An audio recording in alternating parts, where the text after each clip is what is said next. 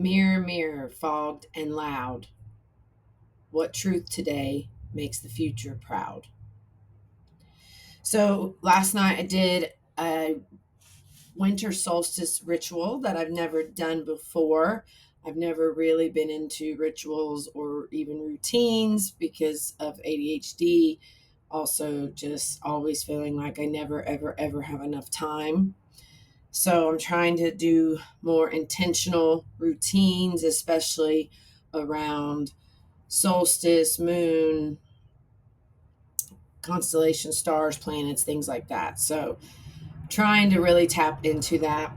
So the idea was write down 12 intentions or maybe 13 and crumble them, individually crumble them up, select one, read it, burn it.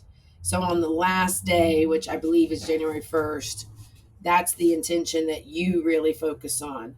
And the other 12, your spirit guides and your ancestors and your future,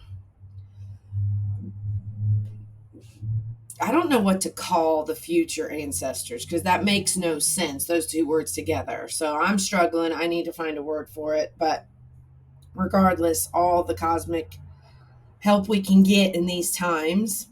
So I thought I would just share the intentions that I wrote. And yeah, 12 of them.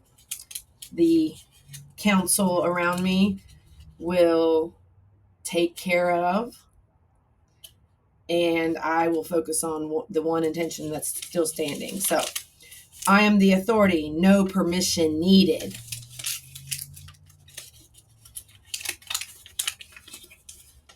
I will live every day for me and the rematriation.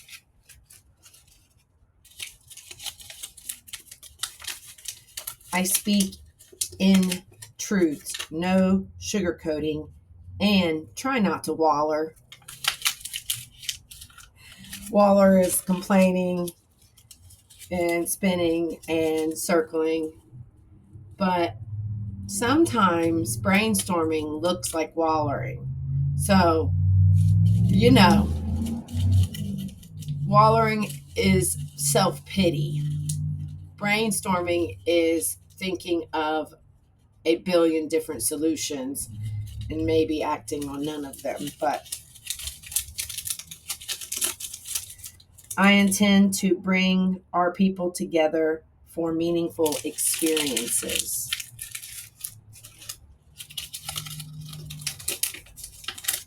My rage does best on the page and occasionally on video. We got to be careful when they call us crazy or hysterical in public or even on video. So words can contain rage but are less damning in some ways. Joy is law, but we are at war with the patriarchy. And I don't even like using war terms or violence terms or things like that, but it's a flat out war. And they've got a lot of tools and a lot of weapons and a lot of surveillance and a lot of power and brute force and centuries, eons of brainwashing and. So it is absolutely a David and Goliath situation. And women, we are the David. Rematriarchs, we are the David. Campfire kings, we are the David. Goliath has every tool, every dollar, everything right now.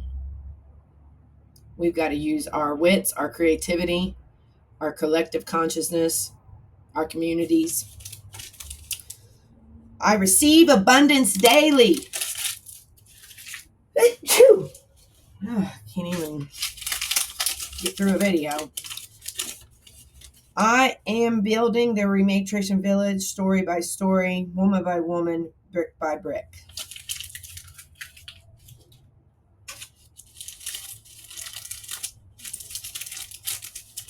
I make fun of the patriarchy, but I don't let them boil me anymore. It's like the frog, right?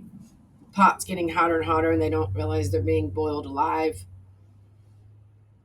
That's what's happening to us with the patriarchy. We're getting boiled alive. And part of the reason I know this is because I grew up in a matriarchal micro city, micro village.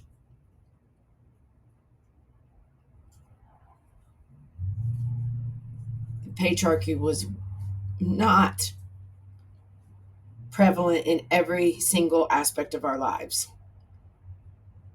There was a lot of tough, badass chicks.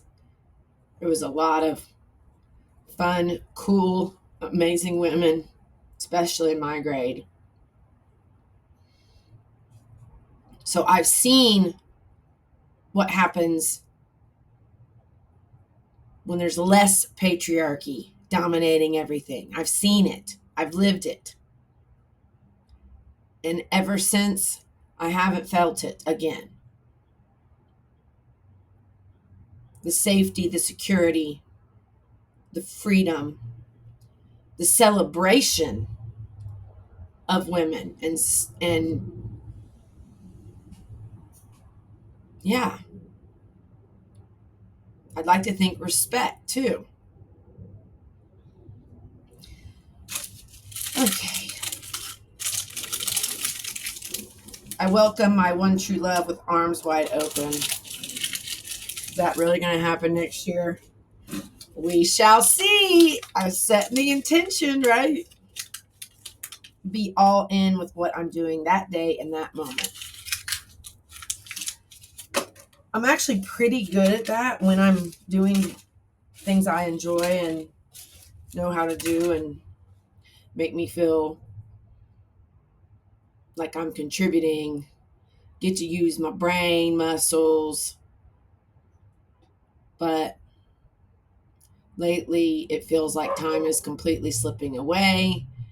Everything is going so fast. Motivation is not there. Like it's there for things that quote unquote are easy, like this.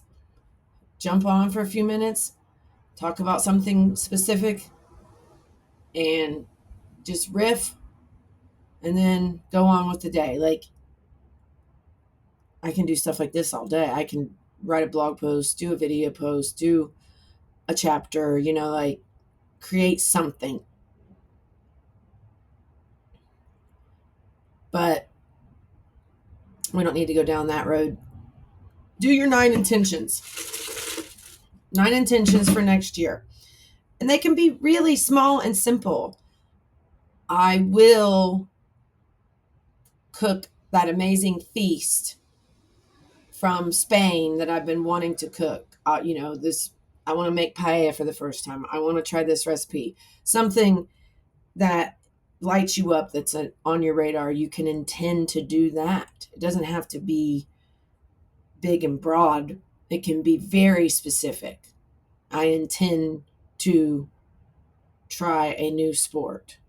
I intend to, something you absolutely can do, and you can because it's like a one day thing.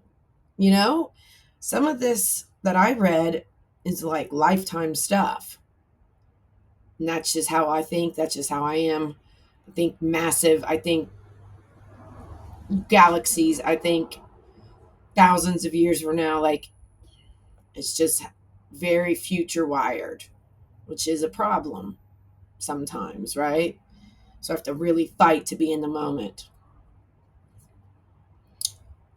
So do your 9 intentions for 2026.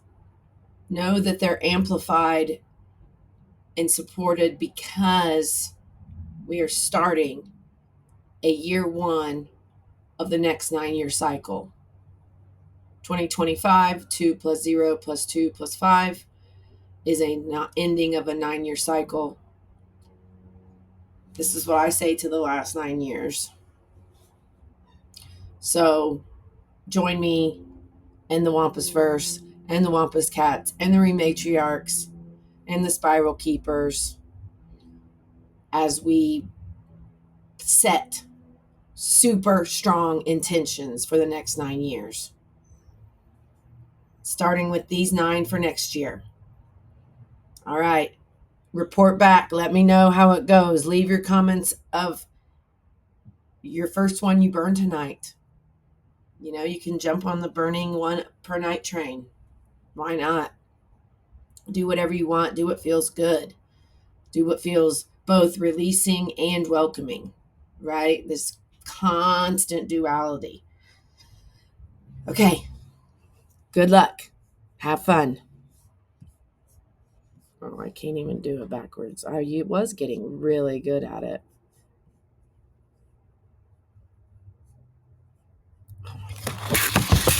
Oh, life.